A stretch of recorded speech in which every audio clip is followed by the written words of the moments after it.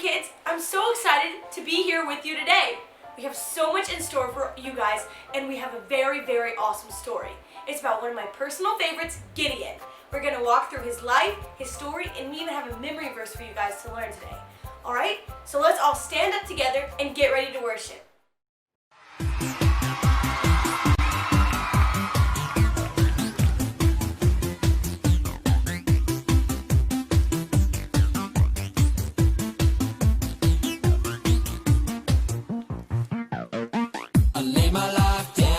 Your feet, you're the only one I need. I turn to you and you are always there. In troubled times it's you I see. I put you first, that's all I need. I humble all I am, all to you. One way, Jesus, you're the only one that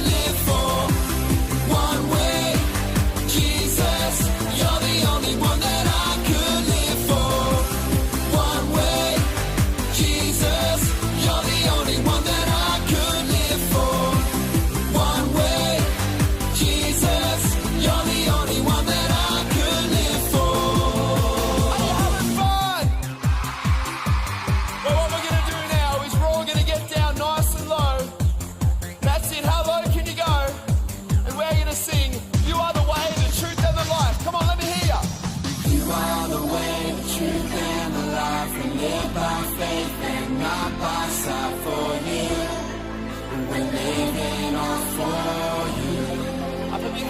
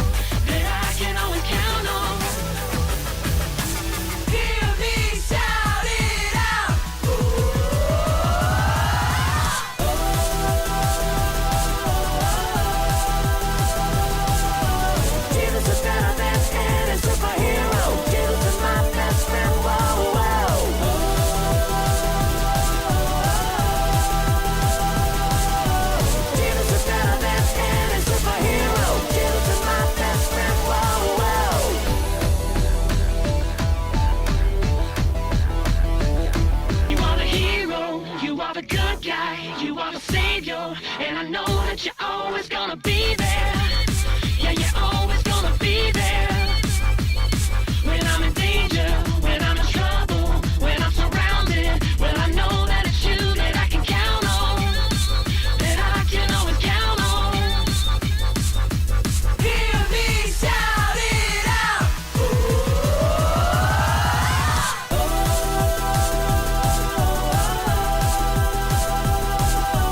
Jesus is better than any superhero. Jesus is my best friend. Whoa, whoa.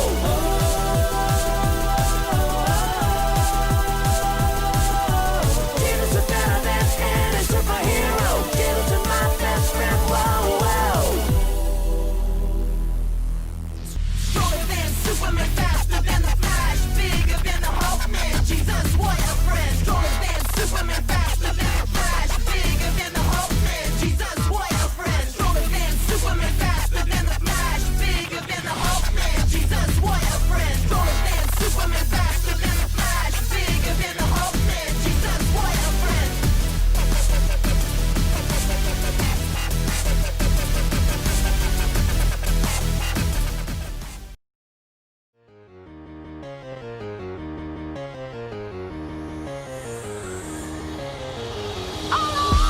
Give me that God Almighty, that good old Bible, that old school doctrine.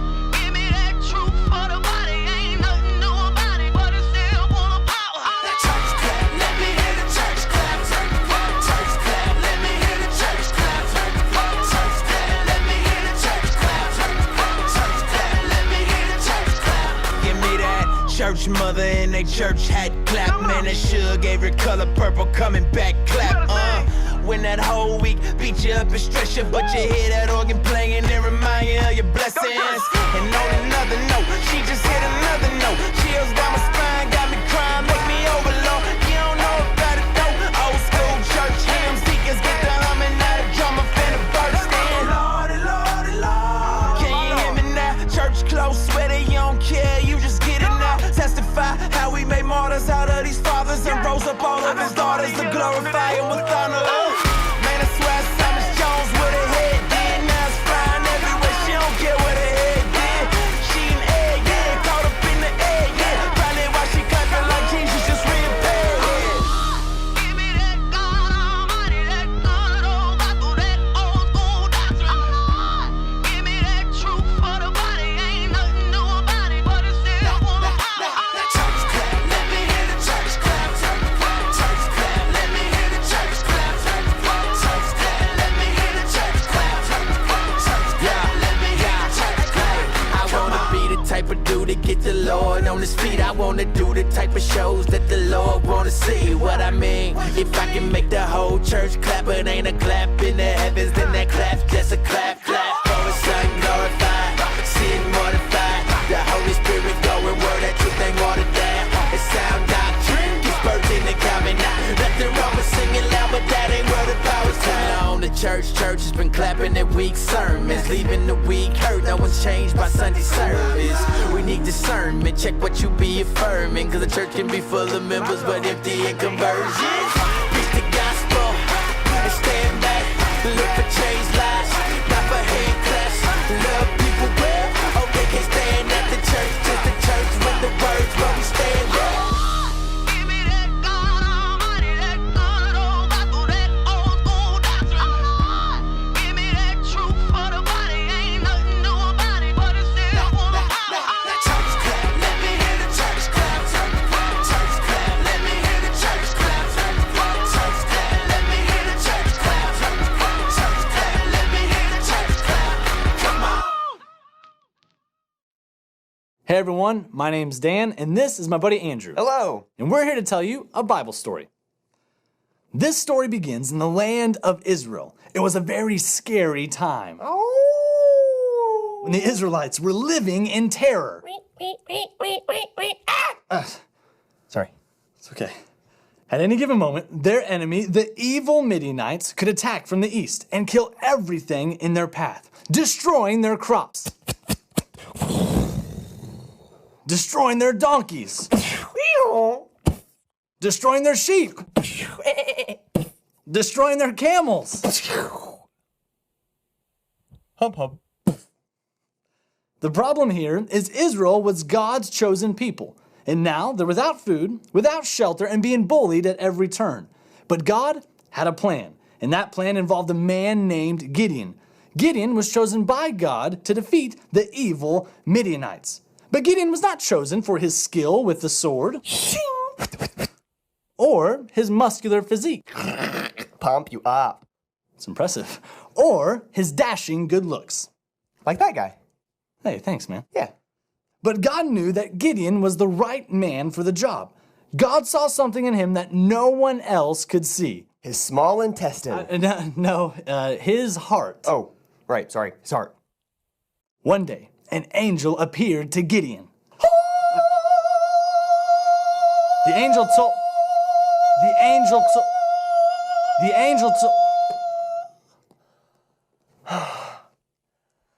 Sorry, that's a big angel. I guess so.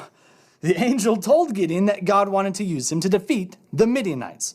But Gideon was shocked. He said, "Why me? I'm just a regular guy." But the angel said, "The Lord is with you, mighty man of valor." So Gideon followed the angel's instructions and gathered an army of 32,000 men. And they began to march towards the camp of their enemy, the evil Midianites.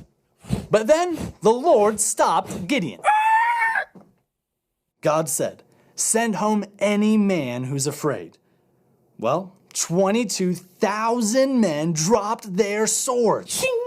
Oh, ow. Hey, you okay? Yeah, I got myself in the foot a little bit. It's Okay. I'm fine, just keep going. All right. So Gideon only had 10,000 men left, but they regrouped and they kept on marching. But again, God stopped Gideon. He told Gideon to lead the men down to the river for a drink. 300 men cupped the water with their hands. The rest of the men got down on their knees, stuck their faces in the water, and slurped.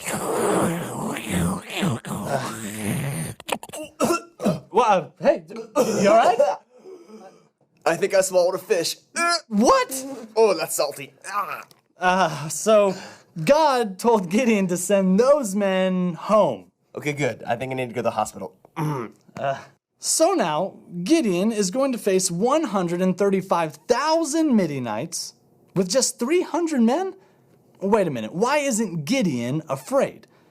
Tell you what, let's rewind back to when the angel first spoke to Gideon. In the beginning, God created the heavens and the earth. Okay, no, Andrew, hang on, that's like too far back. That's like the very beginning of the Bible. Let's go fast forward just like a little bit. Sorry, you got it. I saw a beast with 7 heads and 7 crowns. Okay, no, hang on. No, that's like Revelation. That's like the end of the Bible. Let's go back to Old Testament, please. Old Testament, Yes. you got it.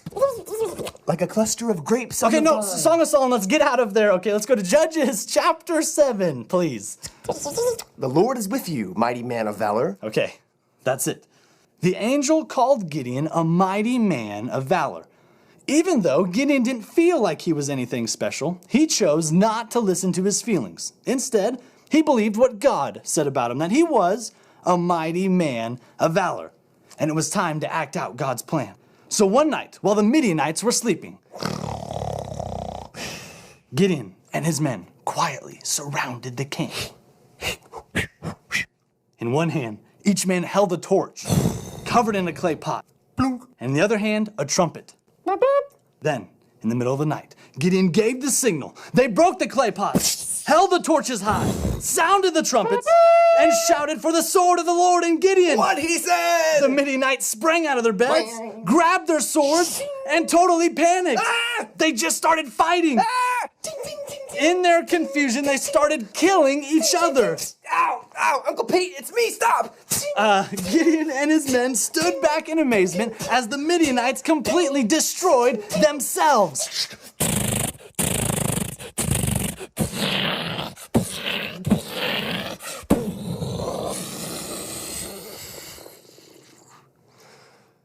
That day, Gideon defeated the Midianites because he always believed what God said about him, that he was a mighty man of valor. Hi, boys and girls. Today I'm going to read you a story about a man named Gideon. This story is found in the book of Judges 6 and 7. God's people kept disobeying his rules. So God allowed their enemies to take their food away. And again, the Israelites turned to God to help them. And God, he answered their prayers. God chose a man named Gideon to help his people. God sent an angel to speak to Gideon. The angel said, "You are a mighty warrior. You will save God's people." But Gideon, he got nervous. He said, "But I am from a family that isn't very rich or very important." And then Gideon prayed to God. He said, "I need a sign from you. I will put some wool on the ground. And tomorrow, if the wool is wet and the ground is dry, I will believe that the angel really told me to do what you told me to do." The next morning, the wool was wet and the ground was dry. But Gideon, he wanted another sign. So he said, "Okay, God, now if the wool is dry and the ground is wet, I will be sure that it is true that you have chosen me." And the next morning, God made the wool dry and the ground wet. And now Gideon was sure. He said, "God, I will do whatever you say." There were over 30,000 men. That's a whole lot of men that wanted to join Gideon's army. But God said, "This is too many." God showed Gideon how to win with only 300 men. The plan sounded strange, but Gideon trusted God. And during the night, Gideon and his men surrounded the enemy camp. They blew trumpets and they smashed clay jars. They waved burning torches in the air. Their enemies were frightened and afraid. This must be a huge army, they thought. So they ran away, and God's people won. You know, sometimes God asks us to do things that we don't feel big enough or strong enough to do. But when God is on our side, he goes with us into anything that we face. And so we don't have to be afraid, but we can trust that he is taking care of us and that his plan for us is the very best plan. I hope you guys have a great day. I'll see you next time. God's story. Gideon. So part of God's story is about a man named Gideon, and it begins like this.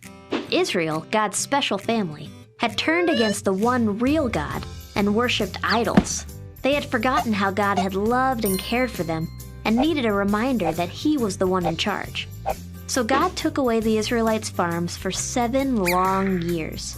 Whenever the Israelites planted crops, God would let another nation called the Midianites sweep through and camp on Israel's land, ruining everything that was growing there. But even though his own family had forgotten him, God still loved them deeply. So, at the end of the 7 years, God appeared to a young Israelite named Gideon. God said he was going to free the Israelites with Gideon's help. Gideon, however, wasn't so sure, so he asked God to prove himself by performing a series of miracles. Gideon said, "If the fleece is wet with dew in the morning but the ground is dry, then I will know that you're going to help me rescue Israel as you promised." That's what happened. Just to be sure, the next night, Gideon asked God to do the opposite, make the fleece dry and make the ground wet. And God did it. Next, he even sent a sign through an angel. Gideon was finally convinced that God was in his corner, so he called together an army to fight against the Midianites. Now, normally having lots of people is a good thing when you're about to battle, but like I said, God does things a bit differently. He told Gideon that the Israelites had too many soldiers. If they won now, God knew the Israelites would say it was because of their own strength and brag about it. So, God wanted Gideon to have a smaller army. Gideon was nervous, but he did as God asked, which is always a good idea, by the way. He told his men that if they were afraid, they could return home. With that, 22,000 soldiers left, leaving Gideon with about 10,000. For you math whizzes, that's 2/3 of his army just poof, gone. Even after all that, the army was still too big. So God told Gideon to take the soldiers down to the water to drink. And then Send home the soldiers who drank out of the stream like dogs. Again, Gideon did what God asked and was now left with only 300 soldiers. God knew Gideon was probably worried, so he told him to sneak down to the enemy camp where Gideon heard soldiers talking about a crazy dream where a loaf of bread rolled into the Midianite camp and over their tent. One soldier said that could only mean that Gideon would triumph over them. Gideon returned to his own camp confident that he would win the battle. He divided his men into 3 groups and gave them each a trumpet and a jar with a torch inside. Not usually what you bring to a fight, but God had a plan. Gideon's army reached the edge of the Midianite camp and then went into action. They blew their trumpets, smashed their jars, and shouted, "A sword for the Lord and for Gideon!" And don't forget, they did all of this without a single weapon in their hands. Terrified, the Midianites fled, accidentally attacking each other as they went. In fact, they ran so far from the battlefield that other Israelites were able to capture and defeat the leaders of the Midianites. With the enemy leaders gone and their army running away, God had saved Israel, just like he said he would. And that's the story of Gideon. So, in case you missed it, here's the quick version. Israel turned away from God. God reminded them he was in charge. God said he would save Israel. He would use Gideon. God performed miracles for Gideon. Gideon gathered an army. God made it smaller. Much smaller. Soldiers had a dream. Gideon's army surprised their enemies. The Midianites ran away. God used Gideon to save Israel. And that's a part of God's story. Good morning, living kids. What is up? It is Carly back at you today with a fun way that I'm going to describe the story of Gideon. Today we talked about Gideon's faith and how no matter what, he had big faith in God. And today I'm going to show you what it's like to have faith in normal life. So I'm going to represent that with water bottles. Now you might sound a little confused right now and you might be like, water bottles, what does that even have to do with faith? But just hear me out. So, as you can see, we have one water bottle full of water. Now the water represents our faith in life, right? So, this one, full of faith, full trust in God no matter what. And this one, as you can see, is completely empty. No faith, no trust in God no matter what. Obviously, it's so much better to have full faith in life, representing the full bottle of water. But what happens when people come into your life, knock you down, and you don't have full faith, and you're not sure whether to trust God? Well, your faith in this bottle, when you have nothing, goes like this. And it gets completely smushed. But what happens if you have full faith in God, no matter what? And people come and you just tell them that they can trust in God no matter what, and that in any situation, you can put your faith in God and you can get through any situation that comes in your path. This is what happens. See how nothing happened to the water bottle? That's because faith is supporting you. This bottle of water stands firm because all of this faith has built up in it. This is because you have to have trust in life. You have to trust in God no matter what. That whatever comes and might hit the water bottle or hit your life or gets in your path, you got it and you can put your full faith in God no matter what. Just like in Gideon's story, it's okay to not know what's going on sometimes. It's okay to be a little confused about your surroundings and not really know what to do about your faith. But just know that you can trust God no matter what, because he has a plan for you and he will give you strength no matter what to tackle everything that comes in your path. You got this, living kids. Bye. This is Gideon, who was a judge of Israel. In the time when Gideon lived, a group of people called the Midianites were taking over the Israelites' land. Get out of here! And the Israelites were starving. So the Israelites asked God for help. God chose Gideon to rescue the Israelites. Hey, everybody! And gave him the power to lead an army of Israelites. Yeah! One day, Gideon and his army got up early and came close to the Midianite camp. God told Gideon that he had too many warriors with him. Really? So God told Gideon to let all the men who were scared go home. All right, you can go home. Phew. So 22,000 men went home, and Gideon was left with only 10,000. But God told Gideon that he still had too many men with him. What, really? He told Gideon to bring the men down to the water and that God would give them a test. Okay. Gideon did as God asked, and then God said, "Divide the men in 2 groups. In one group, put all those who cup water in their hands and lap it up with their tongues like dogs. In the other group, put those who kneel down and drink with their mouths in the stream." Only 300 men drank from their hands. God told Gideon, "With these 300 men, I will rescue you and give you victory over the Midianites. Send all the others home." So Gideon did as God said. You can go home. That night, God told Gideon to get up and go down to the camp to listen to what the Midianites were saying. Hey, Pura, let's go. Gideon and his servant Purah went down to the camp and saw the huge army. There were too many men and camels for Gideon to even count. Whoa, that's a lot of camels. But Gideon heard a soldier telling another man about a dream he had that showed them that God would give Gideon victory over the Midianites. When Gideon heard this, he worshipped God. Come on! Then Gideon and his army of 300 men went down to the Midianite camp. They blew their horns and held torches in their hands. They yelled out, and the Midianite soldiers rushed around in a panic and tried to escape. Then God caused the Midianites to start fighting against each other. Because of God's power, Gideon and his army had victory over the Midianites that day. Hi guys, I'm Rex. And I'm Billy Ray. And today we are back with another memory verse. Oh yeah. So today, our verse is from Philippians 4:7. Philip? Wait, Philip, that's my friend. I didn't know he was in the Bible. No, silly Billy. That's a book in the Bible. Oh. Yeah. Well, that makes sense. So, today it says, "And the peace of God, which passes all understanding, will guard your hearts and your minds in Jesus Christ." Wait.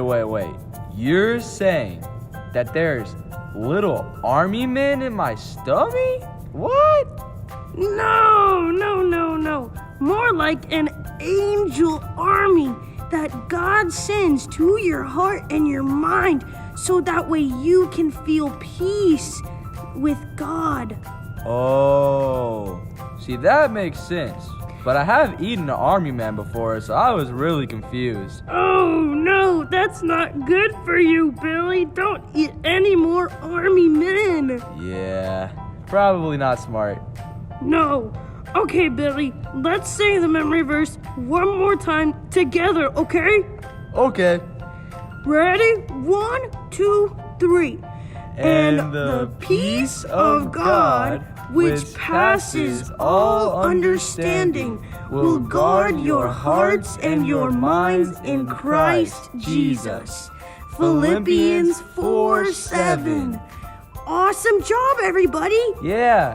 We are so glad you guys are joining us today, right, Billy? Oh yeah, so glad y'all are here. Yeah. See you guys later. Bye! Bye!